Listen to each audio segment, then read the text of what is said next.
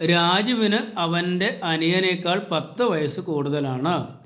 5 വർഷം കഴിയുമ്പോൾ രാജുവിൻ്റെ വയസ്സ് അനിയൻ്റെ വയസ്സിൻ്റെ 2 മടങ്ങാകും. എങ്കിൽ രാജുവിൻ്റെ വയസ്സ് എത്ര? ഇവിടെ പ്രത്യേകം പറയുന്നത് രാജുവിന് അവൻ്റെ അനിയനേക്കാൾ. അപ്പോൾ ഉറപ്പായിട്ട് നമ്മൾ അനിയൻ്റെ വയസ്സിനെ നമ്മൾ എക്സ് ആയിട്ട് എടുക്കും. അങ്ങനെ എടുത്താൽ രാജുവിൻ്റെ വയസ്സ് എത്രയാകും? 10 വയസ്സ് കൂടുതലാണ്. ഇപ്പോൾ രാജുവിൻ്റെ വയസ്സ് അനിയൻ്റെ വയസ്സായ എക്സിനേക്കാൾ 10 കൂടുതലാണ്. അപ്പോൾ എക്സ് പ്ലസ് 10 എന്ന് നമുക്ക് എഴുതാം. ഇനി വീണ്ടും പറയുന്ന 5 വർഷം കഴിയുമ്പോൾ അനിയൻ്റെ വയസ്സ് 5 കൂടുകയല്ലേ, എക്സ് പ്ലസ് 5 ആയിട്ട് മാറും.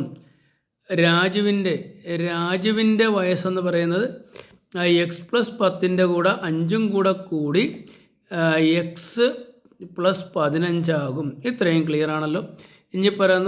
ഇനി അടുത്തതെന്നല്ല പറഞ്ഞ് രാജുവിൻ്റെ വയസ്സ് അനിയൻ്റെ രാജുവിൻ്റെ വയസ്സ് എത്രയാണ്? എക്സ് പ്ലസ് 15 ആണ്.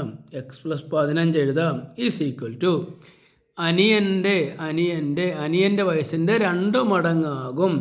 അനിയൻ്റെ വയസ്സ് എന്ന് പറയുന്നത് എക്സ് പ്ലസ് 5 ആണ്. അതിൻ്റെ 2 മടങ്ങാകും എന്ന് വെച്ചാൽ 2 കൊണ്ട് ഗുണിക്കണം. അപ്പോൾ ഈ രീതിയിൽ എഴുതാനായിട്ട് പഠിക്കണം.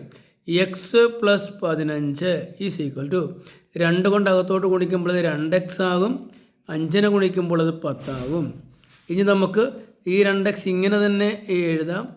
ഈ എക്സിനെ വലതുവശത്തേക്ക് കൊണ്ടുവരുമ്പോൾ അത് -x ആകും. ഇത് ഇവിടുത്തെ 15നെ നമുക്ക് അതുപോലെ തന്നെ എഴുതാം. ഈ 10നെ ഇടതുവശത്തേക്ക് കൊണ്ടുപോകുമ്പോൾ -10 ആകും. ക്ലിയർ ആണല്ലോ. 15 - 10 എന്ന് പറയുന്നത് 5 ആണ്.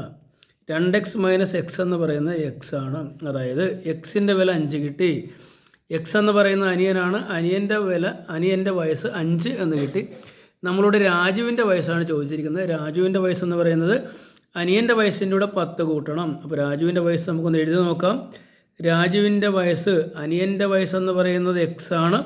അതിൻ്റെ കൂടെ 10 കൂട്ടണം. അനിയൻ്റെ വയസ്സ് എക്സ് നമുക്ക് 5 കിട്ടിയിട്ടുണ്ട്.